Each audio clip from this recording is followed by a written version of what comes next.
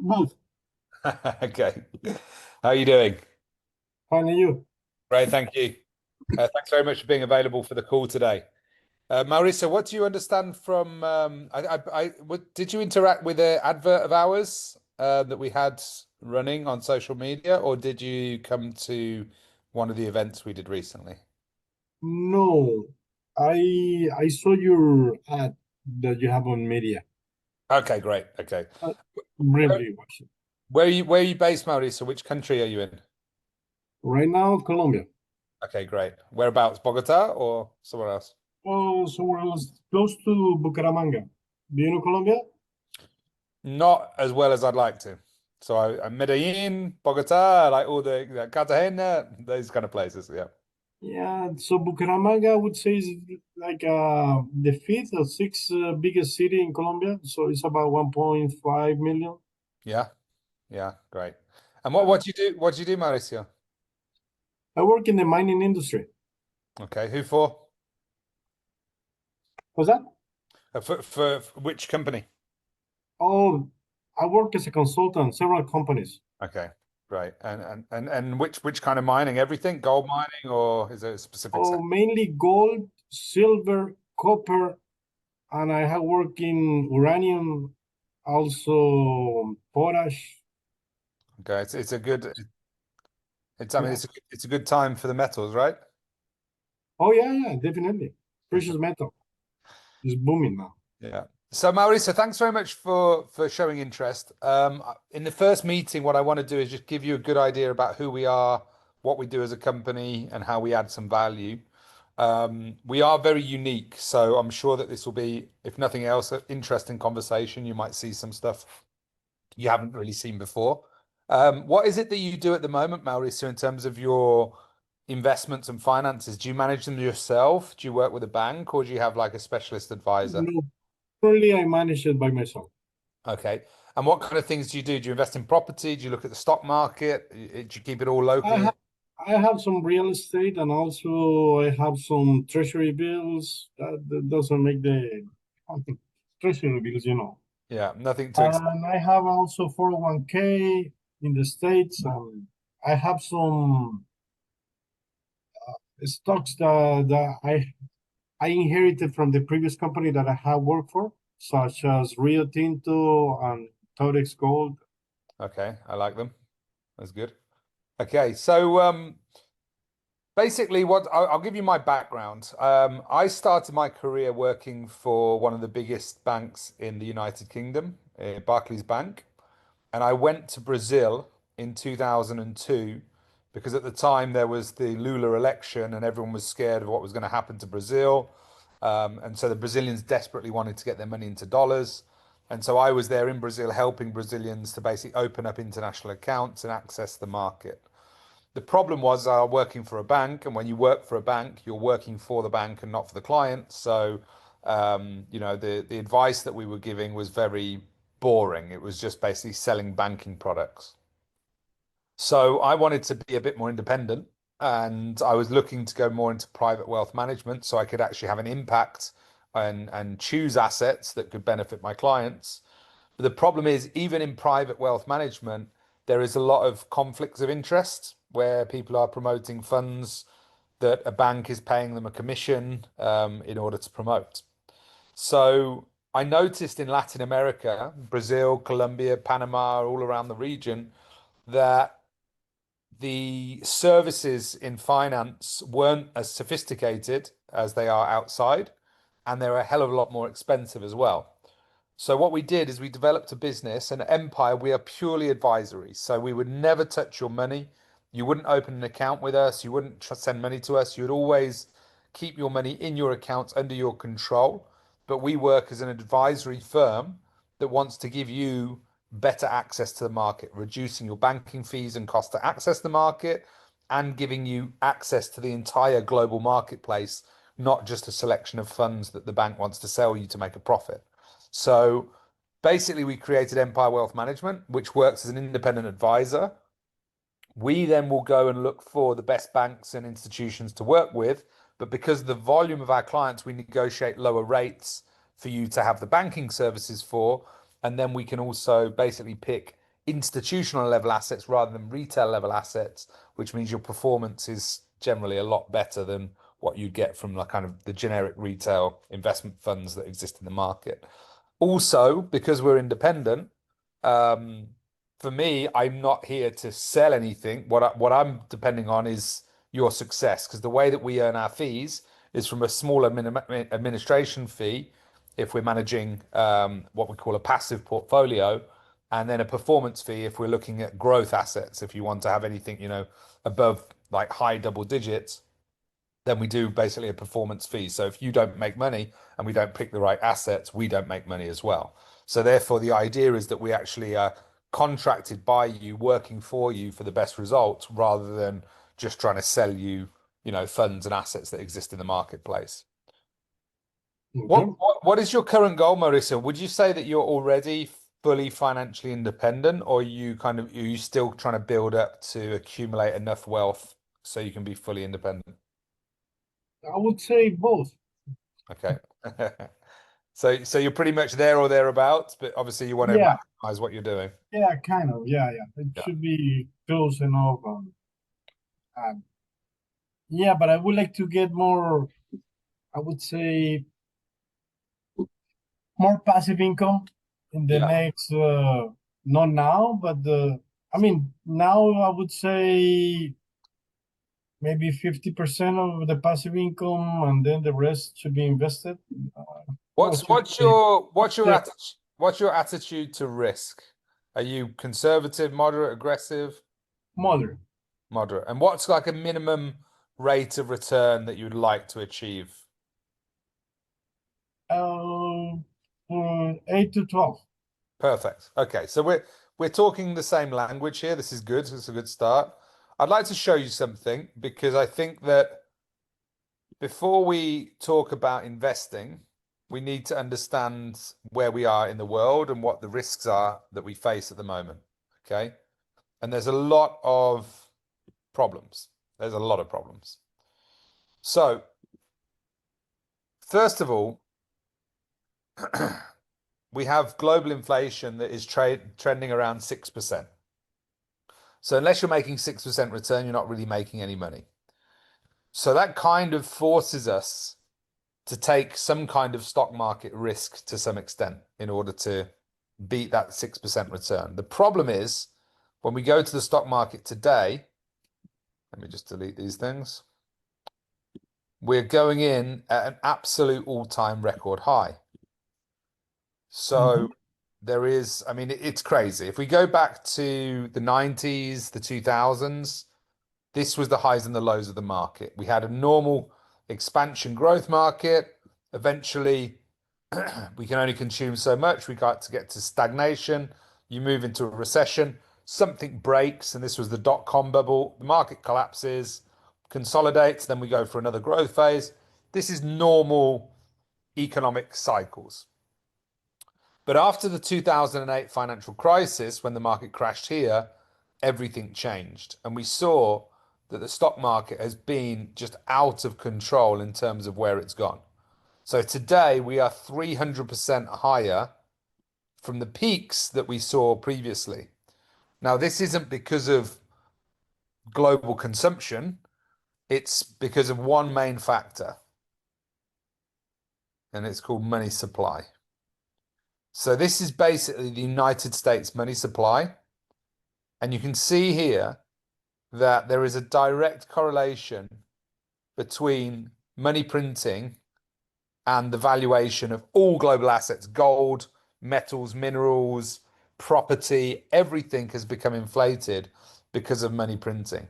So back here in the 1997 to 2007, we had money supply of around 26% over 10 years, like 2.5% a year.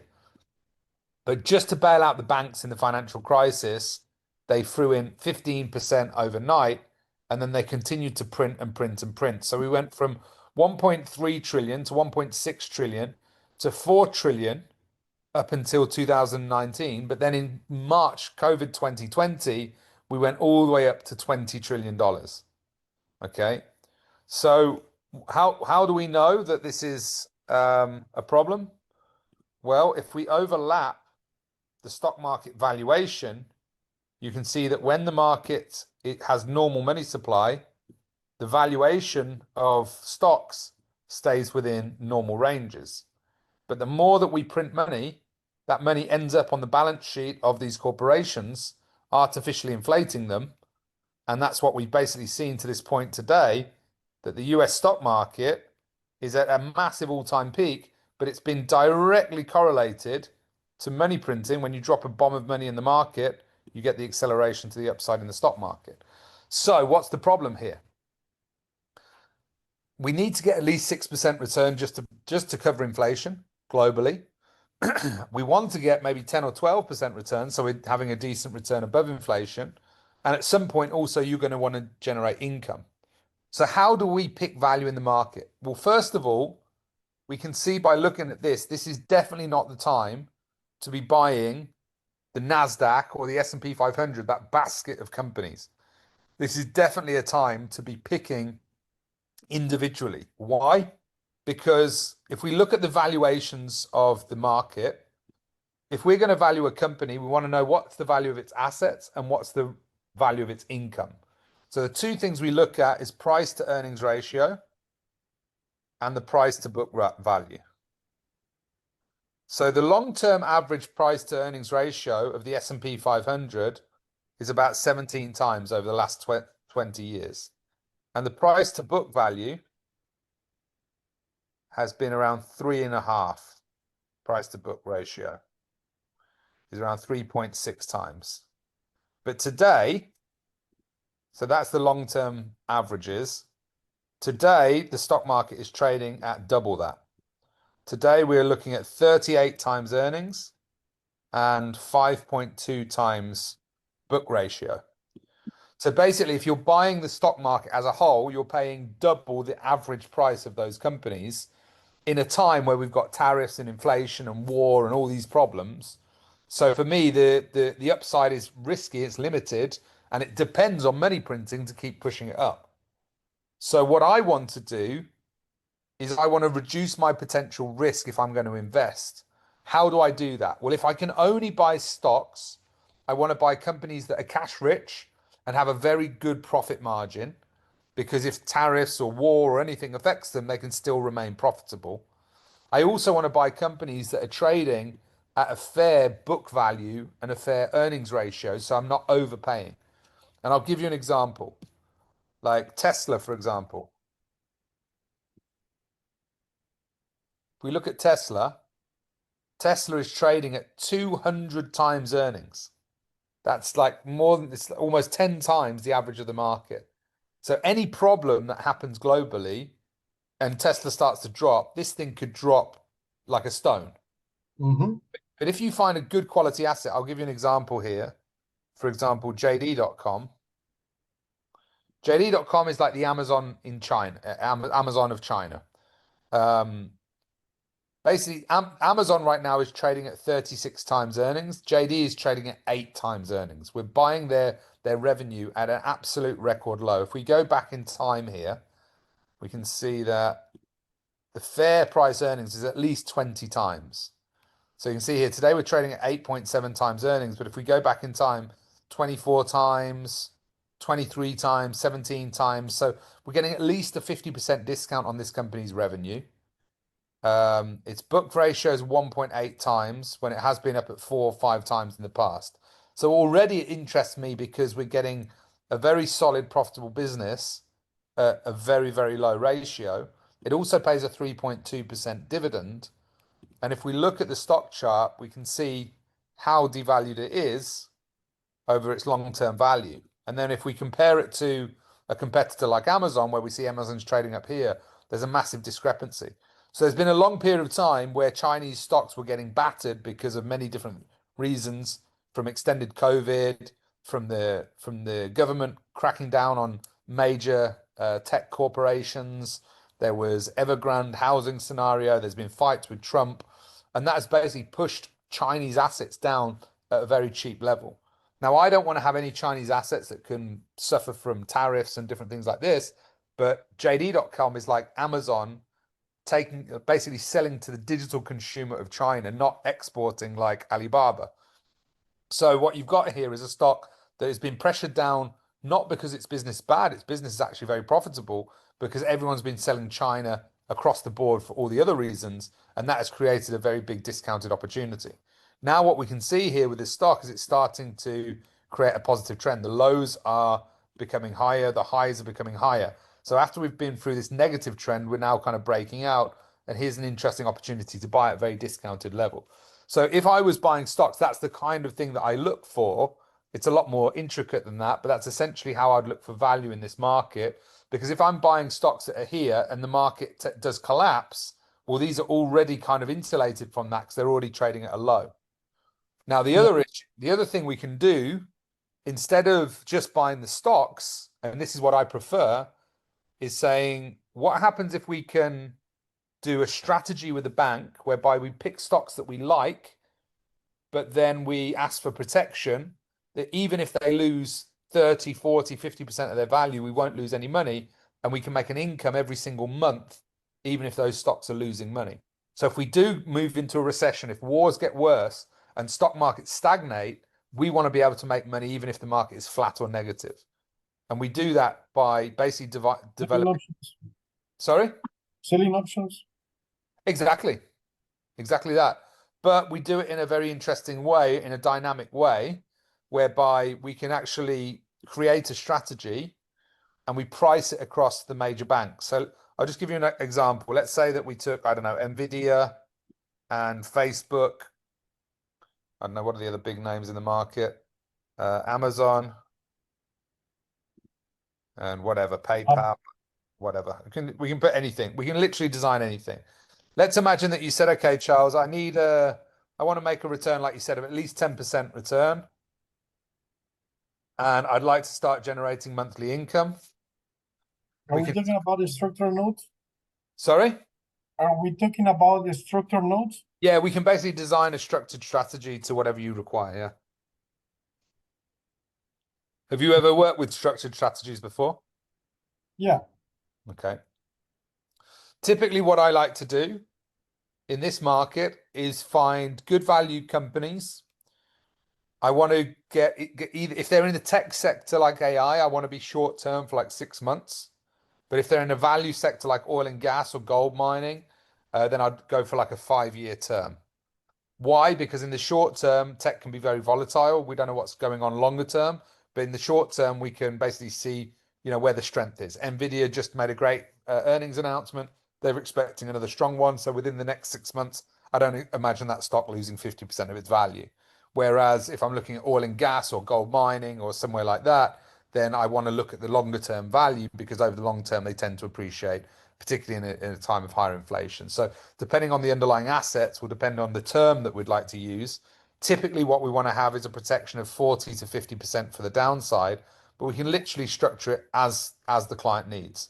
If we wanted a monthly cash flow, if we want to be protected, even if the stocks lost 50% of their value, income, even if the stocks lose 50% of their value.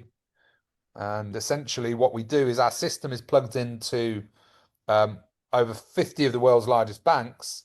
And this means that not only can we design our own strategies, but we can guarantee the best possible return on those strategies. So typically, when a bank creates a structured note, it creates one it wants to sell. It doesn't look at the client and say, "What do you need?" It's like, "Okay, we can put this together, and then we'll go out and sell it."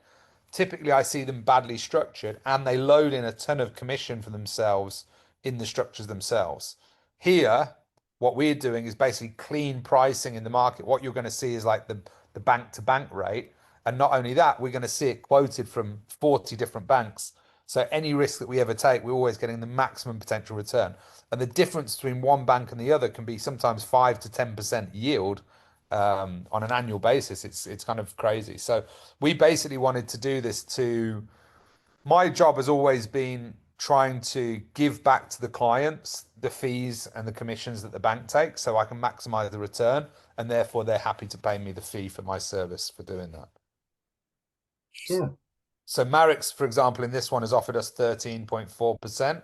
We don't know yet if that's good or not. If you only work with one bank, then you just get what you're given. You might think, yeah, that's great, but you might find another bank might come out with 17, 18, 19%. I was doing some quotes earlier. I'll see if I've still got them up here. I think I put them down. Here's a few products that we've done in the past. In 2022, we launched this one tracking Facebook, Roblox, and Unity software. It was supposed to run till 2027, so it was a 5-year term. We were getting a 25.2% yield on that, even if the stocks were to lose 40% of their value.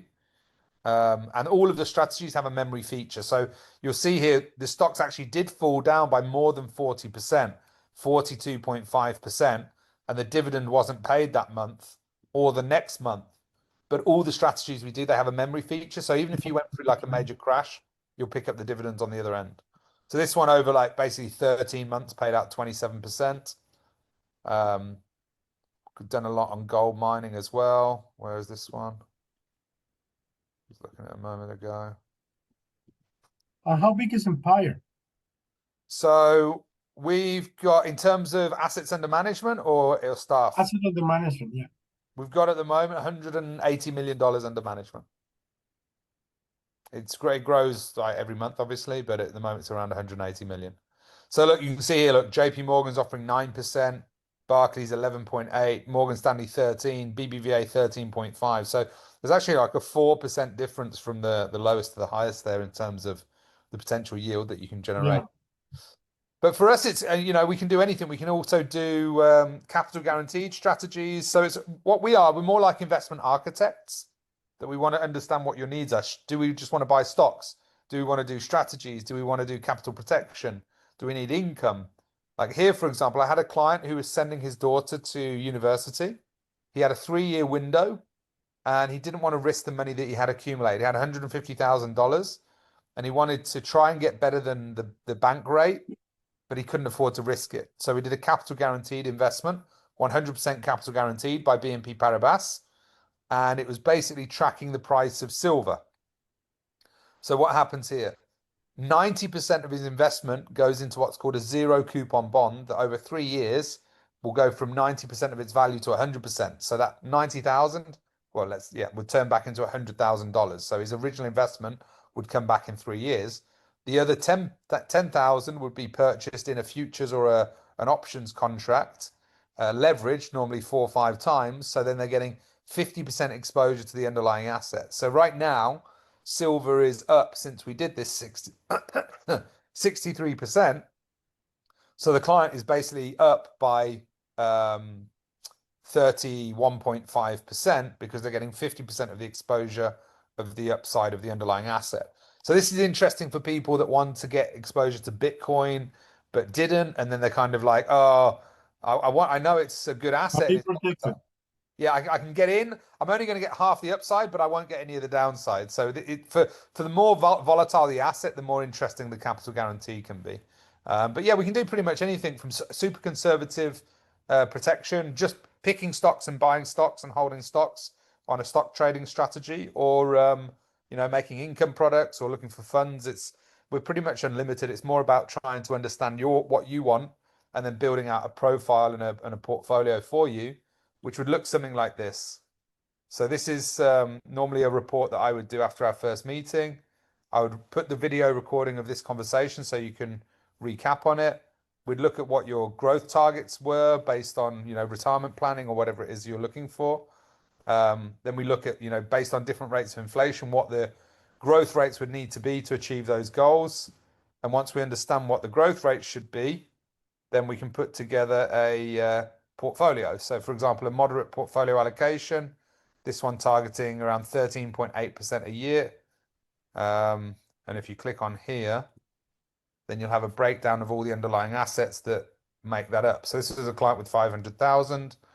We were having some capital guaranteed strategies, some government corporate bonds, some of these income products short term, some medium term income products that I just showed you. On the right hand side of all of these, if you click on the fact sheet as well, it'll bring up what the underlying asset is. So what we try and do is build out a diversified portfolio with a mix of growth and income. And then at the bottom here, You have some investment in Colombia. Could you go up a little bit on the second page? Yeah, the Colombia government bonds, yeah. Colombia government bond. Yeah. Okay. Those are government bonds. Like we have no limitation to what we like anything in any global currency, any asset we have, for us it's about finding the right blend of assets for our clients and what they need in terms of growth. At the bottom here we do a projection. So, some of the strategies would pay you monthly, some of them quarterly, some of them semi-annually. So you have an idea of what your cash flow You would have the be. cash. Yeah. So this portfolio, for example, is 9% in cash flow and 4% in capital gain, like stocks and things like this. We're typically pretty conservative with our projections. But for example, if you wanted 12%, I'd probably want to target 15 because, we're never going to be perfect. Not every asset's going to do what we expect.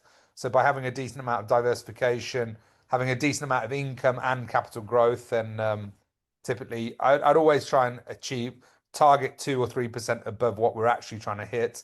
And if we're perfect, great. And if not, then we've got room for error as well. So yeah, so that's essentially, I mean, what I'd like to do for you, Mauricio, if you wouldn't mind, is basically do like a small proposal to show you what we'd recommend in terms of a platform with Pershing, what benefits that has, and then also giving you like an investment strategy ideas of some of the funds and strategies that we've worked with. Yeah, I mean, I've been doing this a long time. I'm pretty sure I can add value to most people because most people unfortunately get very generic kind of people. Most people are just being sold advice. They're not actually getting advice about what's actually happening in the market and where the opportunities are. It's more, buy a fund and get assets under management, and that's something that I think is I think it's very dangerous because right now the market is massively overvalued, and just taking a very blind approach to buying just anything at any price, I think could be very detrimental. And do you have also private debts? Yes, yeah, yeah. We work with IPOs, private credit markets as well. Yeah, the whole lot.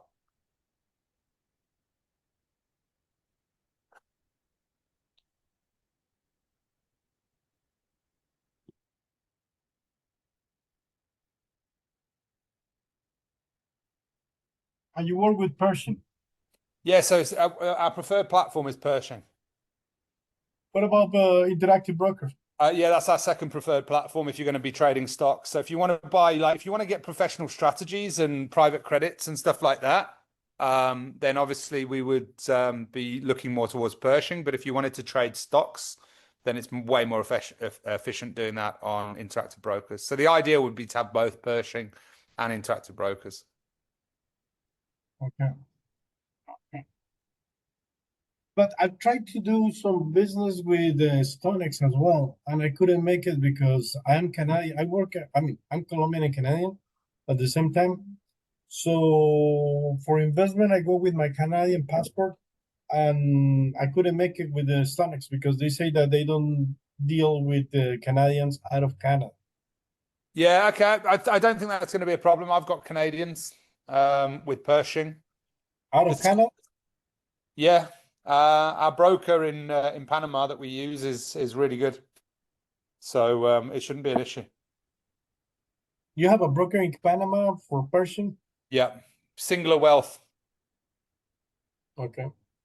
We have broker in Uruguay, in the UK, in the US as well. So we have a lot of different options. We basically go to the brokers and say, we want to pick the fee. We don't want you charging your rates. We'll basically manage all the client and do everything, but you've got to give us the lowest fees to access the market, is basically the model. So we work with 3 or 4 different brokers, and if ever you weren't happy with them, we'd just switch you to a different broker. So you could keep Pershing. Yeah, having one in Panama would be handy on my end because I do banking with Panama as well and the Yeah. States. Well, it's just next door, isn't it? Yeah. No, no, and I do have a Panama residency, tax residency. So Oh, great. that's it. Excellent. Okay, well, what I'll do then, Maurice, is I'll send you over a presentation and like a mock portfolio just for you to have a look at what you could consider. And then, I mean, if you want, I'm happy. If you're interested in going forward and you'd like to meet in person, I've got no problem visiting you in Colombia. I live in Panama, so it's just, it's not very far away. So you live in Panama? Yeah, Didn't yeah, I live know. in Panama. Yeah, I started in Brazil. I was 17 years in Brazil, and I've been 6 years now in Panama. Okay, I do banking with Pichincha. Okay, yeah, I know it well. My business partner was he worked for the credit rating agency, and his responsibility was to basically give all the credit ratings for all the banks on the Latinx. Yeah, and I'm trying to do some business with Prival, but Prival, the customer service is not the best. Yeah, in Panama, the customer service is terrible. Yeah, It's terrible. I mean, it's amazing how bad like all these banks are. They're asleep. Like they're not doing anything. They're not managing their clients. They're not, do like it's. I just can't believe for what looks like such a sophisticated banking community. It's like everyone's just asleep at the wheel. It's crazy. it's not there. Yeah. Yeah, please send me your proposal and then we go after that. Great. Okay, Mauricio, thanks very much for your time. I appreciate your attention. I'll give you a little follow-up over the weekend, and then yeah, if you want, we can jump on another call next week or whenever you're ready. Sure, sure. Great. We'll see. All right. Thanks very much for Okay, your time. thank you, Charles.